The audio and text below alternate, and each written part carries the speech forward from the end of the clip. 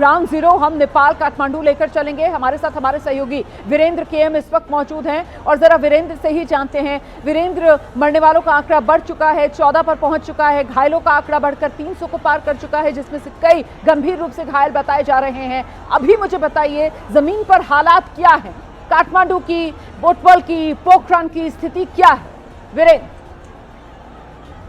जी बिल्कुल रोमाना, काठमांडू में प्रदर्शनकारियों का जो था तनावग्रस्त अवस्था, खास करके ये बानेश्वर इलाका में वो तनावग्रस्त का अवस्था अब थोड़ा कमजोर हो गया है। लोग अब घटना शुरू हो गया है, लोग अपने अपने घर तरफ वापस जा रहे हैं, क्योंकि दुखद घटना ये हो गई कि 16 से ज़्यादा लोगों की मौत हो गई है। जो कई सारे हॉस्पिटल में इलाज चल रहा था घायलों का, उसमें से जो जैसे जैसे मौत की खबर आने लगी तो वैसे वैसे जो है यहाँ पे संख्या का कम होने का शुरू हो गया। जो बालकोट वाला इलाका है, बालकोट यानी कि प्रधानमंत्री केपी शर्मा ओली जी का निजी निवास है, बालकोट इलाका में कुछ ग्रुप जो है उधर तरफ जाने लगना शुरू कर दिया, तो वहां पे भी अभी रोक दिया गया है। अभी सारी चीज आकस्मिक हो रही है काठमांडू में। आने अभी जो कुछ समय के बाद 6 बजे कैबिनेट की मीटिंग बुलाई गई है। शायद मुझे लगता है कैबिनेट की मीटिंग से कोई बड़ी डिसाइड आ सकती है। उसके बाद नेपाली कांग्रेस जो यहाँ के सत्तासीन पार्टी है, जिसका होम मिनिस्टर है इस सरकार में, नेपाली कांग्रेस भी अपना कार्य संपादन समिति का बैठक बुलाया है। नेकपा एमाले जिसका सत्ता चल रहा है, यानी कि जिस पार्टी के अध्यक्ष केपी शर्मा ओली खुद हैं, उस पार्टी का भी केंद्रीय कार्य संपादन समिति का बैठक बुलाया गया है। और सबसे बड़ी बात यह है कि फेसबुक जो बंद कर दिया गया था वो फेसबुक अब चलना शुरू हो गया है। अभी 1 घंटा पहले से काठमांडू में, नेपाल में फेसबुक चलना शुरू हो गया है। जैसे महत्वपूर्ण जानकारी दे रहे हैं, मुझे लगता है इसको जरा दोहरा देना चाहिए और ये ब्रेकिंग न्यूज है। देखिए, सरकार की तरफ से नेपाल के अंदर जो 26 सोशल मीडिया प्लेटफॉर्म्स को प्रतिबंध लगाया गया था, जिन पर उनमें से एक फेसबुक भी है, और अभी पिछले 1 घंटे से फेसबुक पर से बैन हट चुका है, क्योंकि फेसबुक अब नेपाल में दोबारा चल रहा है। ये बड़ी जानकारी है, हमारे सहयोगी वीरेंद्र दे रहे हैं। और साथ ही साथ वीरेंद्र ने यह भी बताया कि जो मरने वालों का आंकड़ा है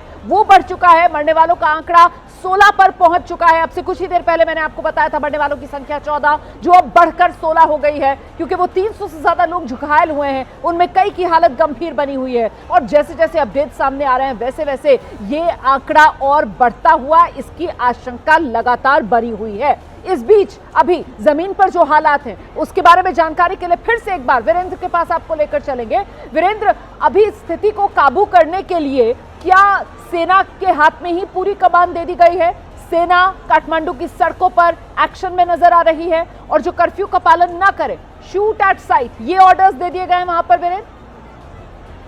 जी बिल्कुल, तीनों तरह का पुलिस सड़क पे दिख रही है। नेपाल पुलिस जो नॉर्मल पुलिस होते हैं, उसके बाद सशस्त्र एपीएफ पुलिस जो होता है, एपीएफ पुलिस भी सड़क पे है और सेना भी सड़क पे है। और सबसे बड़ी बात यह है कि जो काठमांडू का सीडीओ है, सीडीओ को तबादला कर दिया गया है, यानी कि उसको वापस कर लिया गया है मंत्रालय में। काठमांडू को सीडीओ ने ही आदेश किया था, गोली चलाने की आदेश दी थी सीडीओ ने। ये कानूनी प्रावधान है, सीडीओ के यहाँ आदेश से बंदूक चलाई जाती है, गोली चलाई जाती है। सीडीओ को भी वापस बुलवा गया है।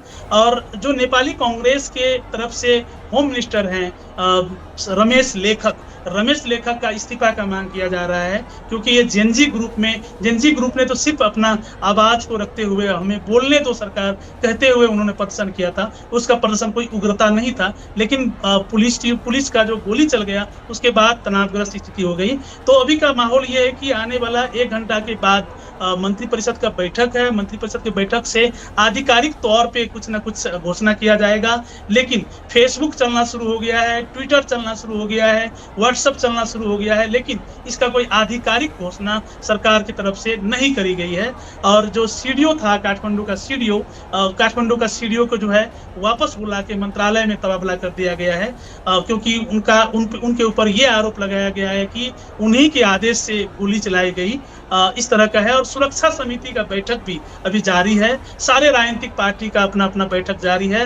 अभी कुल मिला के सारे राजनीतिक पार्टी के जो बड़े बड़े लीडर हैं, सारे अपना अपना ट्विटर पे, अपना अपना फेसबुक पे लिखना शुरू कर दिया है कि सरकार को संयमितता होना चाहिए, प्रदर्शनकारी को संयमितता होना चाहिए, शांतिपूर्ण आंदोलन होनी चाहिए। इस तरह से गोली जो चली उसका खिलाफ कर रहा हूँ, भर्त्सना कर रहा हूँ, इस टाइप का भर्सन वगैरह जो आना शुरू हो गया है। रोमाना, बिल्कुल रहिए मेरे साथ, आप फिर मैं लौटूंगी आपके पास। देखिए, नेपाल सरकार ने 3 सितंबर को ये जो सोशल मीडिया प्लेटफॉर्म्स हैं, जिसमें फेसबुक हो गया, इंस्टाग्राम, यूट्यूब, एक्स, इन पर बैन लगाया।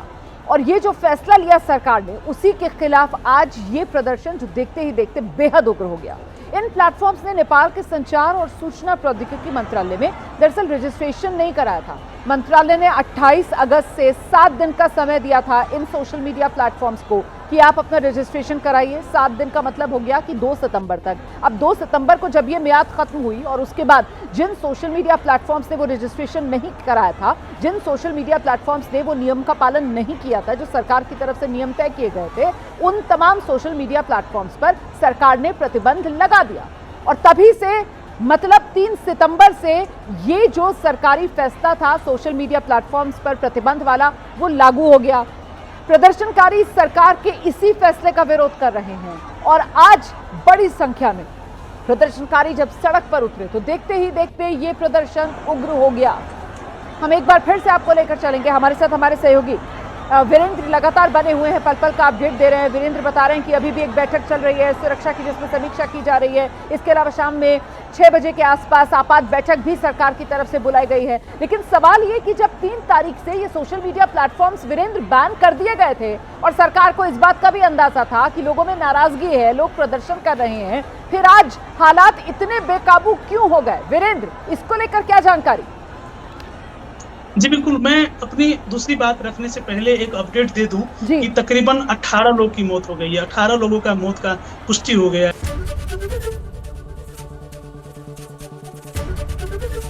एबीपी गंगा, खबर आपकी, जुबान आपकी।